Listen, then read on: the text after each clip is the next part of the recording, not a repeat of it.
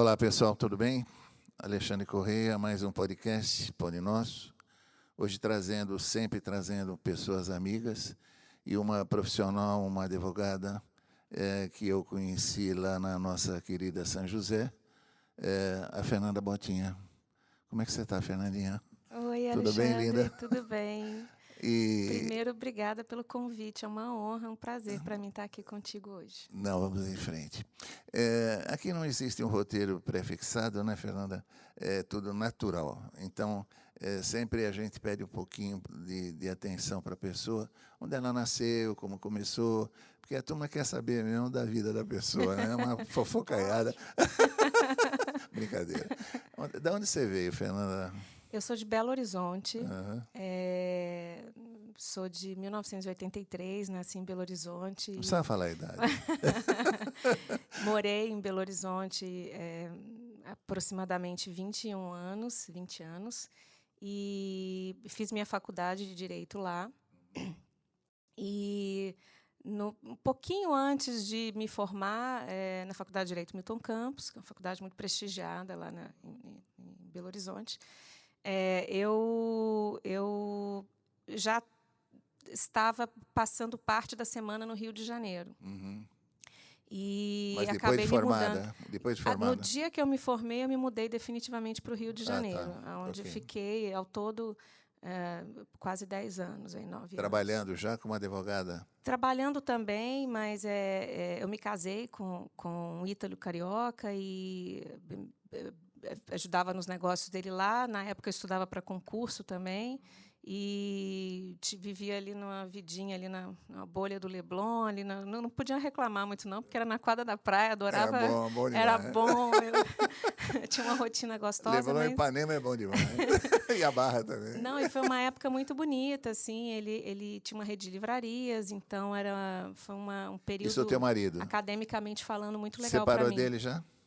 Eu me separei dele.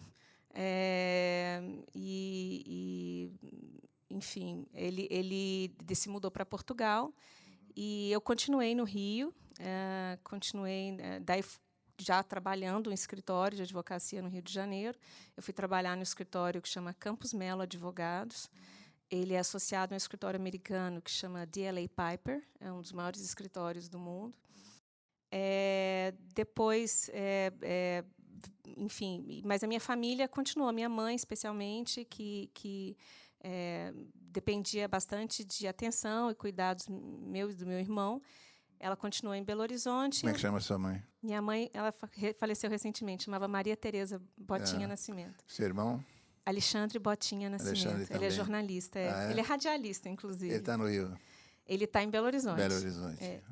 E daí eu acabei pedindo transferência para São Paulo, para o meu chefe direto, lá no DLA Piper, Campos Melo, porque eu vi uma oportunidade de comprar um apartamento em São Paulo.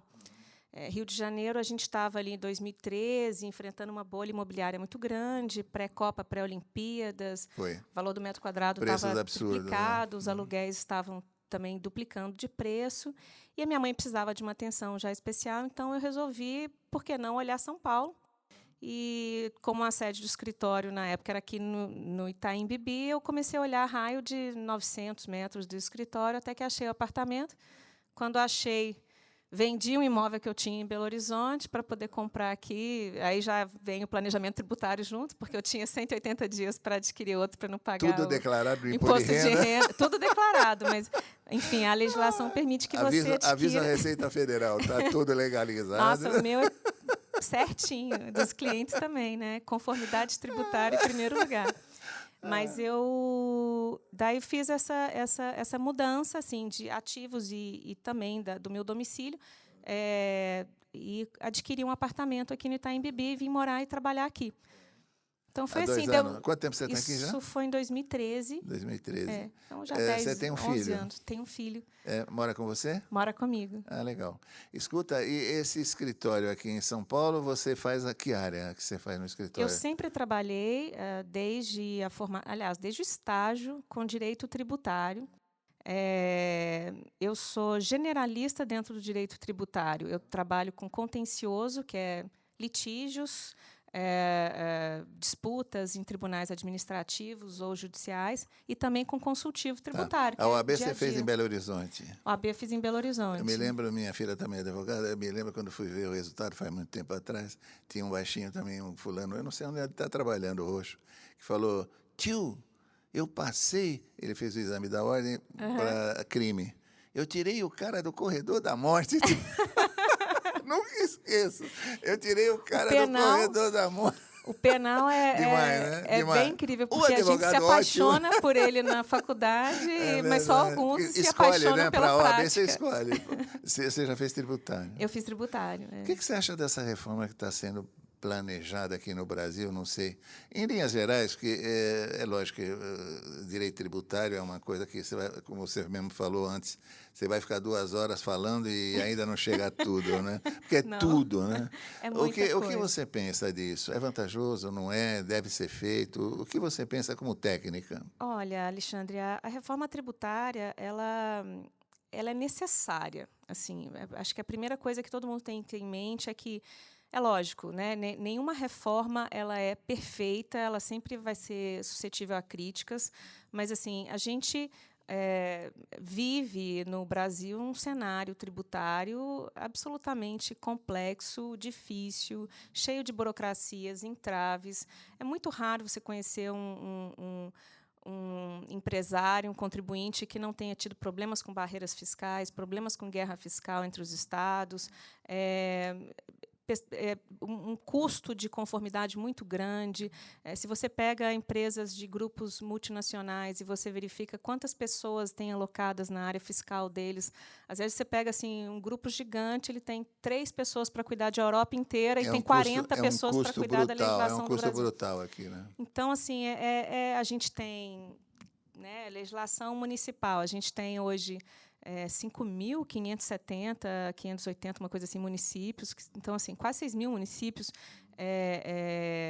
com suas legislações próprias. Isso a gente está falando, assim, leis ordinárias, fora portarias, fora toda a regulamentação, né, pelo executivo desses entes federativos. A gente tem 27 estados. Como é que você atualiza isso? Porque o advogado tem que estar sempre sabendo o que aconteceu, né? É insano. A gente brinca que já era insano. A gente já tinha, assim, acho que a cada 2 minutos... Tem umas empresas de consultoria, elas costumam, de vez em quando, fazer uns levantamentos, assim, a cada tempo que sai uma norma fiscal. Saiu uma nova portaria hoje, né? Não, hoje, fora que você tem todo o regramento e posicionamento da Receita Federal com instruções normativas, com pareceres normativos da Procuradoria, enfim, é muita coisa. A gente brinca que, assim, se já era difícil ficar atualizado e se manter, a gente tem que ter educação continuada sempre, o advogado tributarista. Nesse ambiente de múltiplas reformas, né? A gente está falando de uma reforma grande agora, que é do consumo, mas os outros pilares e bases de tributação, né, que o Estado dele se vale, estão também passando por reformas complexas hoje de tributação. A gente brinca que advogado tributarista hoje está todo mundo com burnout, e tem até uns memes que falam assim, se você vira um advogado tributarista na rua, dê um abraço, porque ele está precisando. Você chegou a ver o projeto que já existe na Câmara? Porque tem um projeto, né, no Senado, na Câmara. Sim. Quer dizer, alguém ele está no pode Senado mexer, agora. alguém pode mexer. Como é que funciona isso? Pode. A OAB está dando pitacos, você está dando pitacos, o escritório. Como é que funciona para alertar esse pessoal que talvez não seja assim, deve ser dessa maneira? Vocês têm acesso a isso, não? Olha, no sentido de ajudar. A sociedade civil ela está se organizando como um todo, assim, entidades de classe de diversos setores também da economia estão se organizando, estão participando de diversas audiências públicas. A gente fala, por exemplo, do PLP 68, que regulamenta a CBS, IBS e IS, que é o imposto seletivo, que vão substituir depois a gente fala um pouquinho qual que é essa grande reforma que está sendo implementada, mas a regulamentação, né, a gente teve primeiro uma emenda constitucional que foi aprovada no ano passado, em dezembro do ano passado, que o que a Constituição faz, né? A Constituição ela estabelece competências tributárias, especifica quais são os tributos, estabelece limitações ao poder de tributar. Então digamos assim, é o nosso norte máximo de hierarquia das normas, digamos assim. Depois você tem as leis complementares, que trazem normas gerais de tributação para trazer segurança para os contribuintes, e você vai ter as leis ordinárias de instituição dos tributos na prática. O que a gente tem hoje? A gente regulamentadas depois, sim, depois um mundo infinito de regulamentos, Será portarias que não é esse e problema tal. também?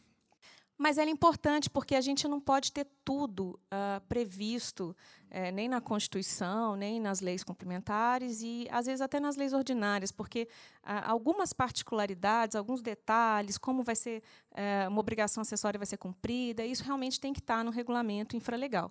Mas fato é que hoje a gente teve essa grande reforma que já mudou as bases da tributação do consumo. E hoje você tem no Congresso Nacional tramitando 2 projetos de lei que estão regulamentando a reforma tributária do consumo. Já tem o norte, né? Já tem o norte. Já, é PLP 68 e 108, e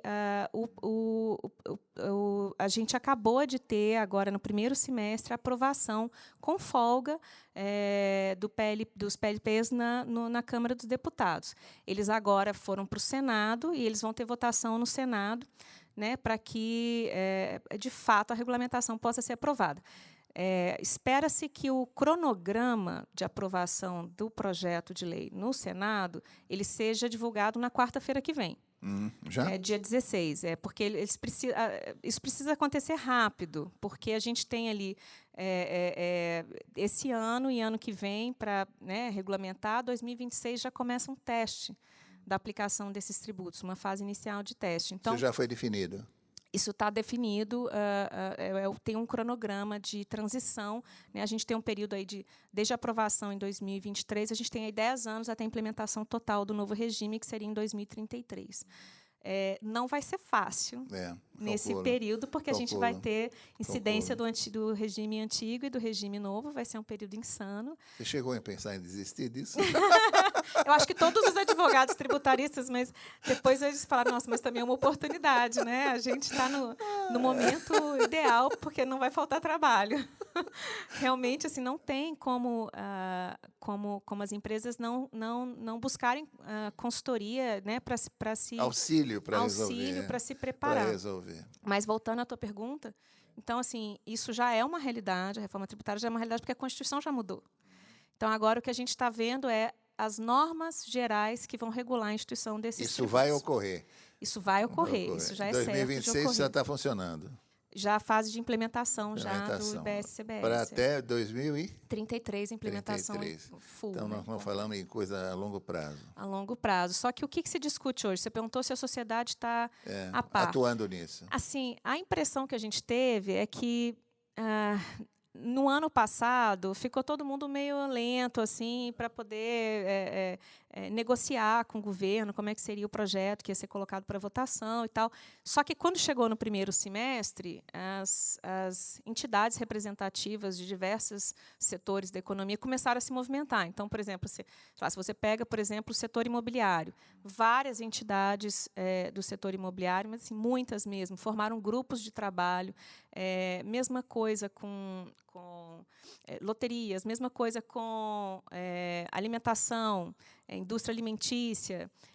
Todo mundo começou a se mobilizar, estudar e ir ao Congresso Nacional para discutir esses projetos, falar o que ainda está faltando ser regulamentado para trazer segurança jurídica. E esse texto está sob debate. Se você pega a tramitação do projeto no Congresso Nacional, né, você tem lá a tramitação na Câmara, depois agora a tramitação no Senado.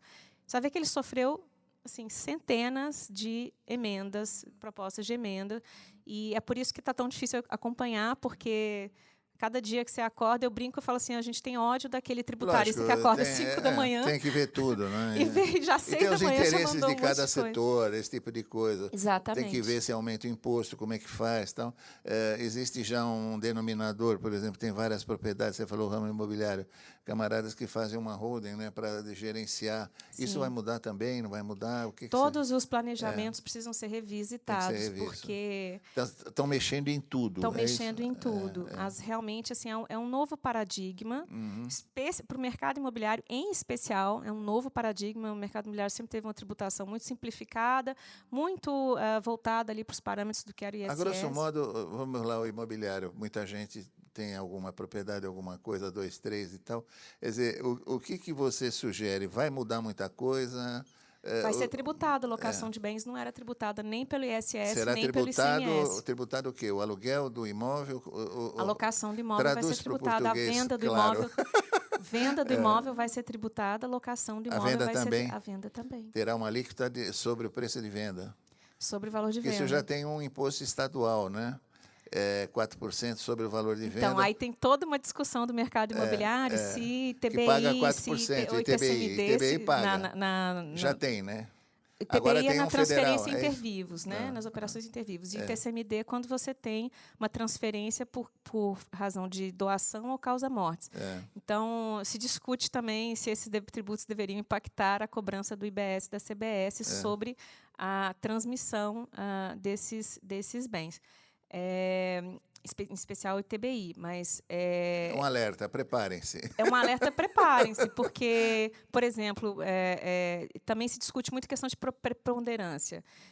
Se você tem preponderância dos seus rendimentos, o recebimento, se você tem preponderância de recebimento de aluguel dentre os seus rendimentos, pelo atual texto do PLP 68, você pode ser considerado contribuinte do IBS e do CBS. Se você não tiver preponderância, não. E isso causaria uma desigualdade muito grande. Imagina, se eu sou uma executiva que recebo 5 milhões de dividendos por ano e tenho um aluguel de um galpão que me dá R$1 milhão por ano. Esse 1 milhão não é preponderante dentre os 6 que eu tenho de rendimentos globais, mas...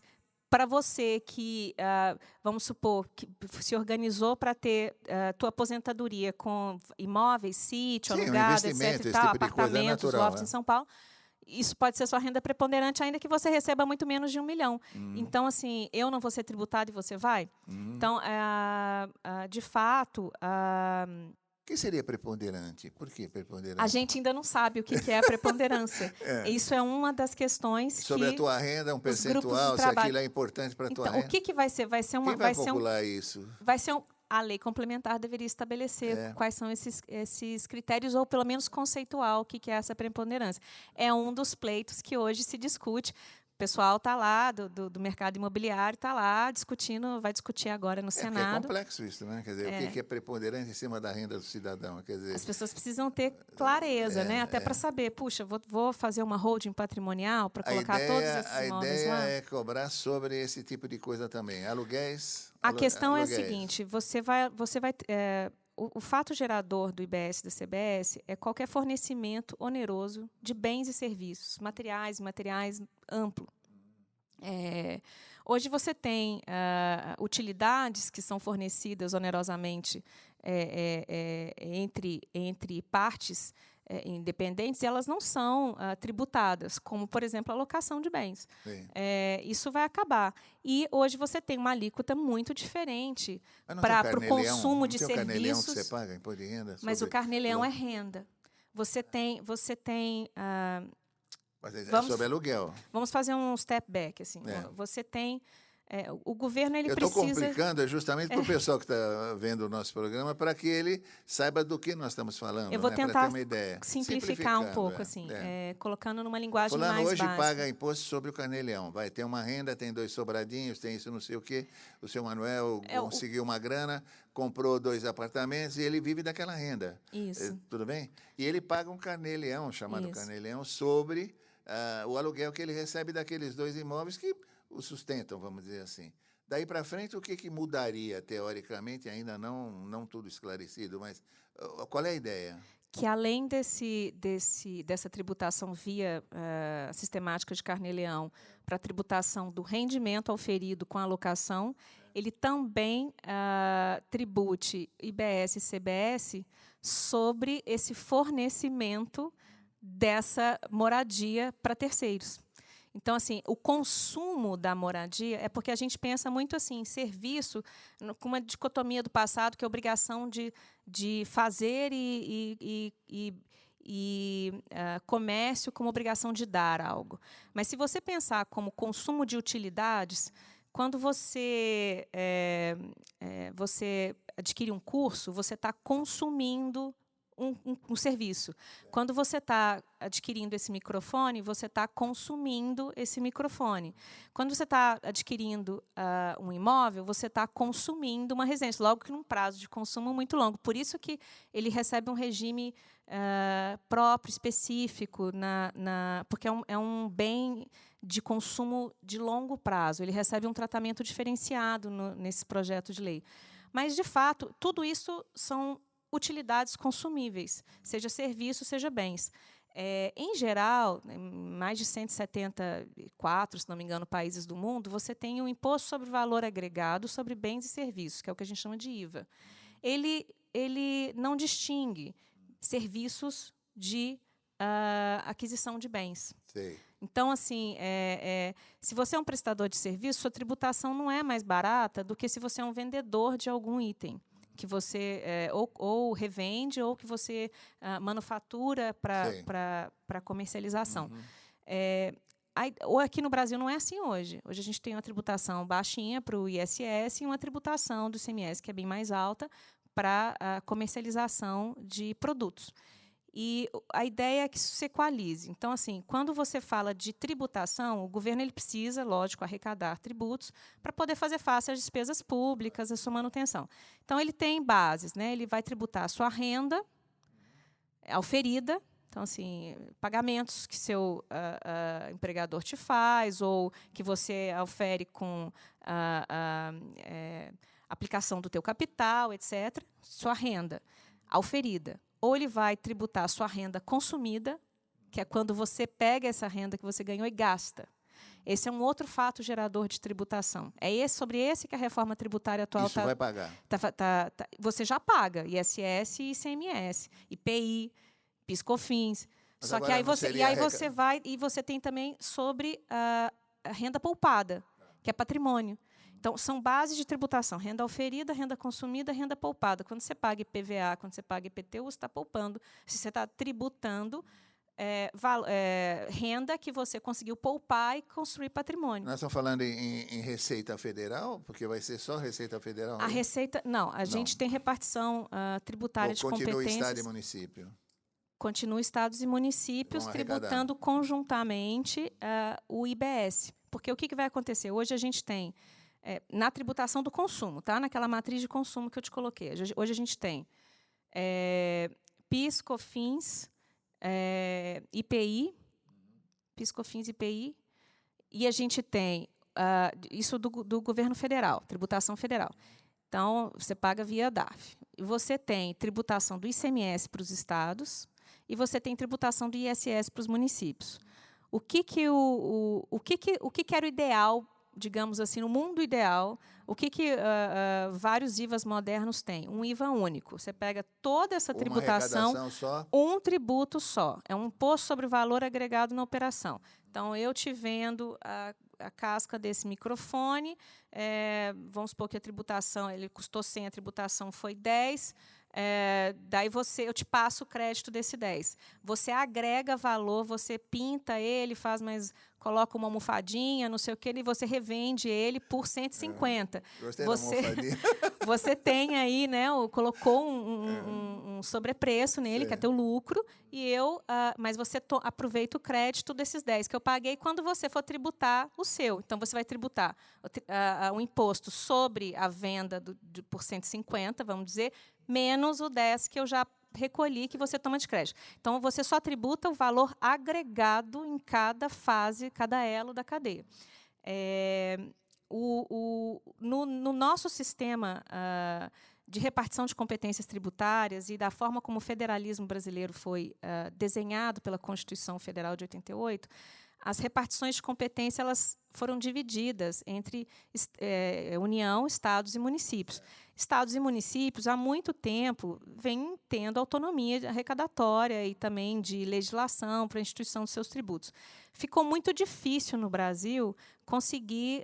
isso aconteceu na Índia também, é um outro exemplo, porque é uma federação tão ampla e que com tanta autonomia para os entes federativos quanto o Brasil, mas que ficou muito difícil negociar no Congresso Nacional a perda desse poder pelos municípios e estados. Então, o que se conseguiu aqui, o que foi a reforma possível, foi um IVA dual, que é desde que eles tenham regras muito semelhantes, né, e são tributos gêmeos, não tem problema, porque o que você vai pagar é uma alíquota conjuntamente considerado de IBS para a União, substituindo PIS, COFINS e IPI, CBS para a União, substituindo PIS, COFINS e IPI, e IBS para estados e municípios, conjuntamente considerados, substituindo ICMS e ISS. Só que tudo sobre as mesmas operações. Total. Venda de imóveis será tributado sobre o valor também. Sobre o valor de venda. Sobre o valor de venda, resguardadas algumas possibilidades de deduções de base de cálculo, aí tem um regime falou que específico. será, com certeza, achar um jeito aí de... A prestação de serviços, em geral, vai ficar mais cara. Médicos, advogados, Todos precisam Abram o olho que a coisa vem vindo, é isso? Busquem seu tributarista, porque para verificar a melhor forma de se organizar. A ideia da reforma é acabar com guerra fiscal, trazer um cenário de simplificação, né? Hoje a gente tem essas milhares de normas municipais, centenas de normas ou milhares de normas estaduais, cada uma com muitos artigos. Cada regulamento de ICMS dos 27 estados deve ter 600 ainda artigos. Que não sabe o que vai acontecer. Isso da lei antiga, não a nova. A nova está sendo já trabalhada para que isso ocorra, é isso, né? A nova, a gente tem esse projeto de lei que tem mais ou menos 500 artigos, mas assim está bem esquematizado, assim, desde que, de fato, tem esse diálogo com o Senado agora nesse próximo semestre, até o final do ano, né? Próximo semestre, a gente já está no segundo semestre. Eu não sei se você viu alguma coisa, deve ter visto. Por exemplo, hoje eu não tenho, mas vamos imaginar um que tenha alguns imóveis.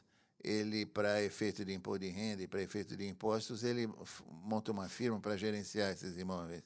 Isso legalmente tem um possível. Desconto. É possível. Isso vai mudar? Ou você não lembra se isso está feito ou não? Não, isso vai mudar, mas que hoje, em determinadas... Chama, sei lá, uma empresa imobiliária, com atividade imobiliária. Né? Você pode ter uma holding que nada mais é uma sociedade que detém todos os seus uma empresa imobiliária que gerencia os imóveis próprios do que foram. Pessoa jurídica. Né?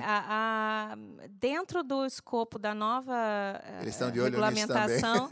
Não, dentro do escopo da nova regulamentação pode ficar mais barato você constituir seus investimentos numa holding imobiliária do que patrimonial trabalhista. Hoje muita gente profissional, jornalistas, enfim, tem uma empresa e trabalham para determinados grupos de jornalismo, mas eles têm lá uma empresa que o imposto é menor. Quer dizer, não tem nada de 13º, férias e tal, mas o imposto que o fulano paga é menor do que se fosse... Ele na PJ é mais também, talvez custo mais barato do talvez que... Talvez mude isso, talvez. Na verdade, as pessoas poderão continuar como PJ, até daí já nem muito na minha área, mas na área trabalhista, hoje... é tributária, o Superior né, Tribunal também. do Trabalho, vai ele sobrar aceita... para você também, né? Sim, ele aceita essas organizações em pessoa jurídica. Isso já é bem mais tranquilo hoje do que era há 5 anos atrás, por exemplo. Mas a tributação vai mudar de acordo com o regime que essa pessoa escolher para a atividade dela, então, para a apuração dos tributos dela. A gente tem MEI, a gente tem Simples. O Simples Nacional, Nacional, você tem opções. Você vai ter opção de ir para um regime híbrido, por exemplo, em que você faça a apuração do IBS da CBS por fora, em apartado da guia única do documento de arrecadação ainda, será? Esses regimes vão continuar. Você tem um limiar da reforma tributária que, se você for considerar Simples, por exemplo, é 4.800.000, se não me engano. Vai ter um limite. Se você quiser entrar no regime como contribuinte de IBS e CBS, com não cumulatividade e dando crédito. O que hoje é uma reclamação, digamos assim, um alerta para quem está nessa situação. Eles estão achando que, e eles argumentam isso no governo, que eles vão perder competitividade. Então, por exemplo, se você está no Simples Nacional e você presta serviço para uma emissora, sei lá, a emissora talvez prefira, mesmo que pague mais caro, contratar uma empresa no lucro presumido do que contratar uma PJ no Simples Nacional, porque, por mais que ali vai ter uma tributação maior, ela vai tomar aquilo tudo de crédito. Então, no fundo, o custo do serviço dela vai ser menor, porque a tributação em si ela vai usar na apuração dela. Para quem está no Simples Nacional, no regime atual, ele não vai passar acreditamento do IBS, da CBS, com alíquotas cheias. Ele vai passar dentro, pelo menos em operações entre empresas, business to business, ele vai passar de acordo com o recolhimento do Simples Nacional, que é baixinho. Então, o que as empresas, né? O que se presume é que vai ter uma migração grande de quem está no Simples para um regime de lucro presumido, ou até outros regimes, e podendo também aí tomar crédito. Então, assim, as pessoas vão ver o que elas adquirem ali de insumo para a atividade dela, que seja passível de creditamento para ver se vale ou não a pena. Mas isso é feito com base em cálculo, viu, Alexandre? Nada pessoal. Vamos imaginar, pelas viradas que o mundo dá, a ideia é, vai sobrar um imposto maior, é isso, no final das contas? Então, a ideia seria essa, né? Aumentar a tributação embalada para presente. Seria isso, mais ou menos? Eu não sei. Se dá para pensar. Eu sou uma pessoa otimista quanto à reforma. Assim, eu nunca achei que...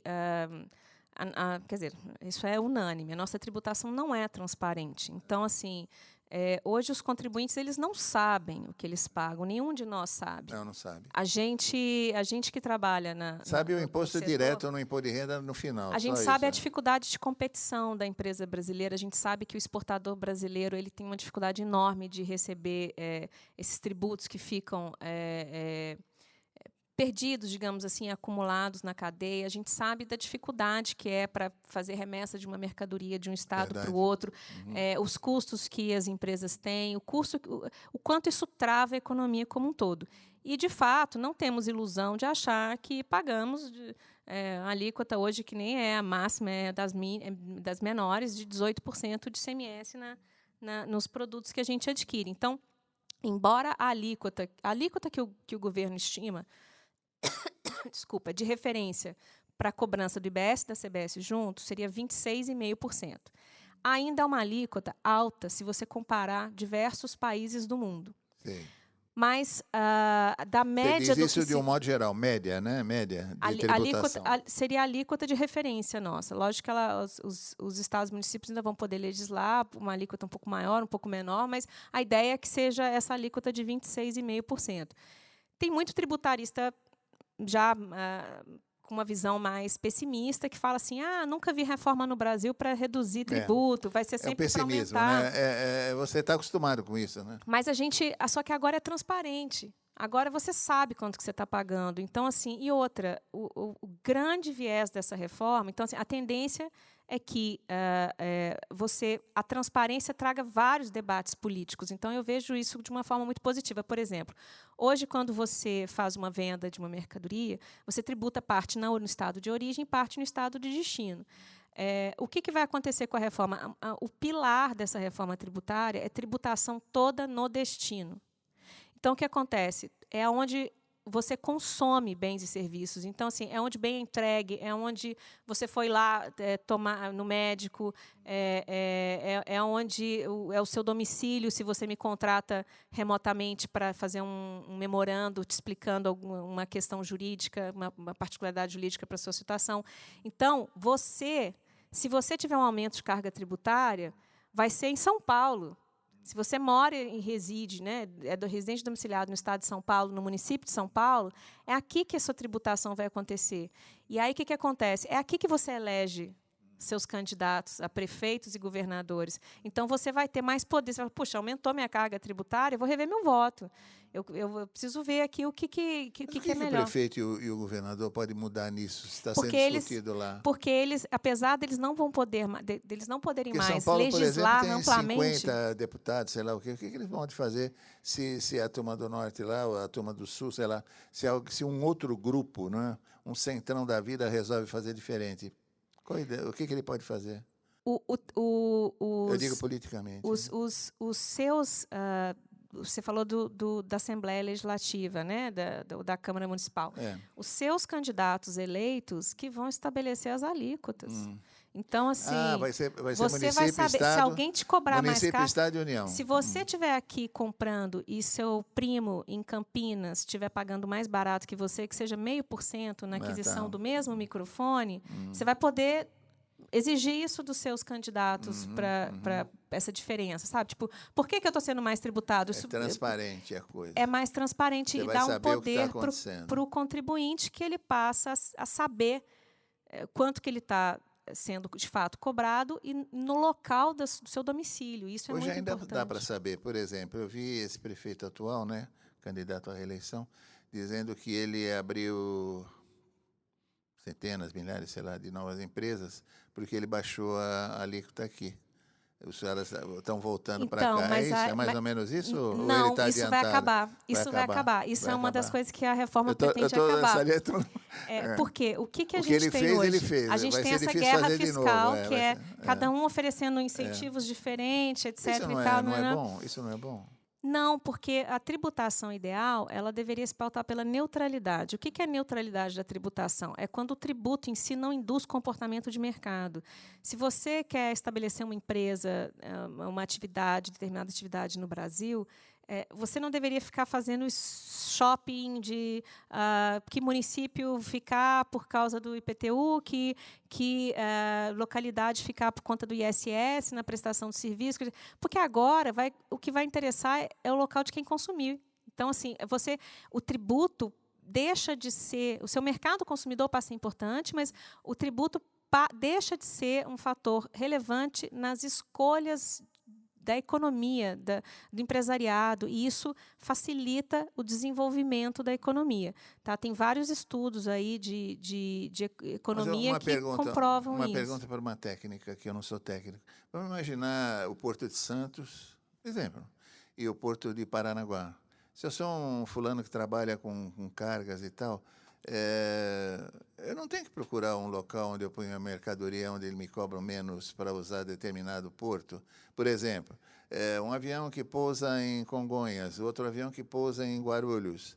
Se esse cara que está explorando, ele me cobra menos para deixar o meu avião lá, não é uma questão de livre mercado. Mas aí é preço do particular, do porto, e não é tributo, entendeu? Aí você está fazendo livre mercado. Mas aí você vai discutir as taxas que estão te cobrando para armazenar a tua mercadoria, mas não é tributo, não é o ICMS. Por quê? Porque vai ser devido no local que você vai receber. Se você, adquirente da mercadoria, está aqui em São Paulo, não importa se você desembaraçar onde for a mercadoria, a tributação vai ser em São Paulo. Tá. Porque assim, é o local onde a mercadoria vai ser, no final, entregue. Estamos falando de tributo, não de negócio. Exatamente. A ideia é que tributos não induzam comportamentos de negócio. Tá. E aí, o que acontece? Você vai parar de ter guerra também, do ponto de vista, não aceito o crédito que um Estado deu para esse contribuinte, para ele usar na apuração do quanto é devido aqui no meu Estado. Porque o que a gente vê hoje? Guerra fiscal. Você transfere uma mercadoria. A gente tinha muito isso quando você tinha tributação de mercadoria em estabelecimentos do mesmo contribuinte. Você tinha um centro de produção voltando, microfones aqui em São Paulo. Daí você mandava para o seu centro de distribuição lá em Resende, no Rio de Janeiro, para distribuir para o mercado de lá, porque você tem um centro logístico lá, que é fácil de entregar. Daí você tinha que ter, você definia como é que seria o critério de cálculo dos créditos nessa transferência, porque até então ela era tributada, até recentemente existia uma grande discussão sobre isso.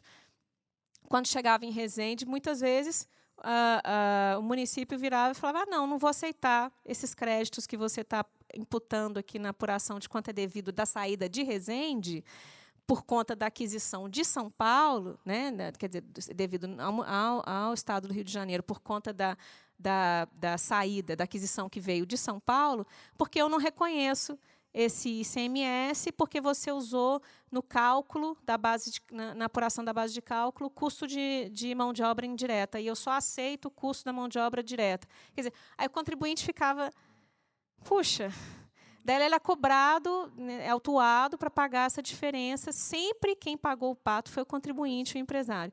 Os estados brigando, não aceito crédito, ou então benefício fiscal. Acabou. Não vai poder dar benefício fiscal, ele vai poder estabelecer a alíquota. Os estados e municípios vão poder estabelecer suas alíquotas. Eles não vão poder mais legislar, a partir de agora, das saídas de copo branca, no meu estado, não vai ter tributação. Então. E aí, então, assim, fica fácil. E outra, a gente sabe quais são os setores, vão saber quais são os regimes. Uma coisa Brasil. Não tudo. Vai ser mais uma coisa, por exemplo, IPI. Alexandre, IPI, a gente tem, acho que umas 400 páginas de alíquotas de IPI por produto diferente. Tem a alíquota de IPI diferente para a Kombi. É um exemplo que o secretário especial da Reforma Tributária, o Bernardo Api, sempre coloca. Assim, para quê? Para que eu, tributarista ajudando, eu preciso saber todos os itens, os NCMs, os códigos de todos os itens possíveis de comercialização para poder ver qual a tributação específica de cada um? Imagina você vindo fazer negócio no Brasil. Não é raro, isso aqui eu falo, qualquer tributarista sabe, não é raro a gente ser procurado por grupo multinacional que está lá querendo expandir seu mercado. O cara está lá na Noruega, o cara está lá na Colômbia, o cara está lá, não sei, e vira e fala assim, eu estou com dinheiro aqui para expandir meu mercado, eu tenho opção de ir para país tal, X, Y e Brasil. Daí ele pesquisa, ele fala, nossa, tchau, Brasil. Por quê? Porque é muito difícil. Eu vi ontem Bolsa de Valores de Nova York. Teve um comentário na Jovem Pan. Um fulano lá que mexe com economia. Esqueci o nome dele, mas é famosinho.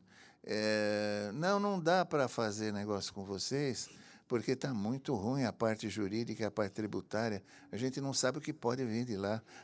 E tem insegurança. Investimento, insegura. E o dinheiro não vai onde há inseguro, né? Exato. Quer dizer, então, vamos tentar começar uma coisa mais segura, pelo menos mais segura, clara, né? Que o fulano sabe para investir onde é que ele vai pôr o dinheiro dele. O objetivo e o que vai acontecer. Né? O objetivo é assim... E depois tem que ter a política, tem que ter um monte de coisa, né? Jurídica. O objetivo é que a lei seja...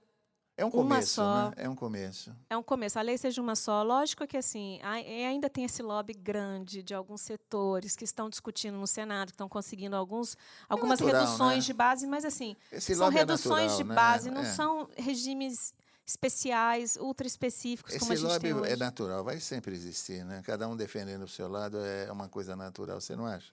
É natural, só que não é natural você ter, como a gente tem hoje, um regime tributário, um sistema tributário do consumo, que você tem mais exceções do que regra geral.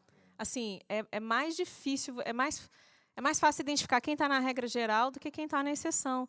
Assim, de PIS e COFINS, você tem uns 80 regimes especiais. Então, de fato, isso dificulta muito para o investidor, isso trava as operações, isso gera divergências interpretativas que geram autuações, que geram apreensão de mercurias em barreiras fiscais. Tem bons profissionais mexendo nisso? Não? Tem. Eu me preocupo porque se for o Haddad, isso é pessoal meu, eu estou falando, ele falou Taxade. Não, é problema esse cara. Vulgo Taxade. Não, ele falou que ele copiou para fazer exame lá em 2000 de economia, eu não entendo nada. Depois ele foi nomeado ministro da Fazenda, você imagina ficar na mão desse cara, né? Eu já tenho uma experiência aqui em São Paulo, né? Eu estou falando por mim, não estou falando em você, não. Que ele acabou com isso aqui, né? Ele deixou a terra arrasada. Então me preocupa, mas o Haddad tem pessoal esclarecido. Ele está fazendo as propostas pelo governo, mas governo que são não é os nossos ele, candidatos que estão lá no Congresso Nacional. Esperamos que eles tenham juízo. Esperamos que eles coloquem os freios. O que eu falei não é nada pessoa você não falou nada, eu que disse. Querida, o mais você queria acrescentar? Não, eu acho Qual é o alerta? Qual é a que... sirene que você liga aí para os teus futuros amigos que vão te contratar para você ajudá-los? Se antecipem, tá? Aqui, se antecipem, não deixem para a última hora. É importante verificar os impactos da reforma, ainda sob regulamentação, a gente já tem assim o norte, as bases em que a tributação vai acontecer. Né? Se tiver um ajuste ali de redução de alíquotas, tudo isso pode ser ajustado no cálculo depois, mas se antecipem. Antecipem sistemas, manter seus sistemas atualizados, se vocês são empresários, porque vocês vão ter um período grande de transição em que vai ter cobrança, né, do IBS, da CBS, e paulatinamente a retirada de IPI, ISS, e PIS/COFINS e ICMS. Então, é importante que vocês se antecipem. Para quem é pessoa física, para quem é investidor, né, também é importante entender a tributação do mercado financeiro, como vai ficar, entender como vai ficar a tributação de atividades imobiliárias, que tem um regime específico próprio no PLP 68, entender como vão ficar seus processos para quem tem crédito, saldos credores acumulados. Importante as empresas correrem para tentar se monetizar, né? Porque depois que está tudo implementado, a reforma daí começa a se estabelecer prazos para poder aproveitar esses créditos. Então, é importante que as empresas se monetizem. E eu acho que é isso. E assim, prestadores de serviço também, que sejam autônomos, vão ter um impacto grande da reforma tributária. É importante entenderem. É lógico que o primeiro impacto é sempre sofrido, assim, porque você vê um aumento da carga tributária, mas a ideia é que, em geral, quando todos estão pagando, porque o que acontece? Quando você tem regime especial, alguém não está pagando. There's no free lunch. Alguém está pagando essa conta por quem não está pagando. Almoço grátis. Então, a ideia, o que a reforma tentou fazer? Né? A proposta do governo, e também temperada aí pelos ajustes que foram feitos na Câmara e que se espera também sejam feitos ainda para afinar no Senado. A ideia é que, acabando regimes especiais que desoneram muito fortemente alguns setores, que todos pagando, em geral, pague-se menos, porque essa conta está sendo paga por todo mundo. Então, assim, a ideia é que tem algumas estimativas que falam que de aumento da economia com e sem reforma, num prazo assim, de 10 anos, o que se espera é que, pelo menos por esses estudos, é que com a reforma você tem um crescimento 10% maior para o país como um todo. Então, assim, respirem fundo, vai ter um impacto, para todos nós, para mim, toda vez que for ao médico, toda vez que for ao advogado, né, quem faz divórcio, acho que vai ter menos divórcio. Pessoa física não vai querer pagar advogado, vai ficar caro para contratar. Não. Para as empresas não, porque tem creditamento. Mas as pessoas vão falar, vamos fazer acordo nós dois aqui, combinar e acertar, vai ficar mais fácil. E, de fato, mas se antecipem, porque eu acho que é o mais importante. Tem muitos profissionais muito bons tecnicamente que estão discutindo isso.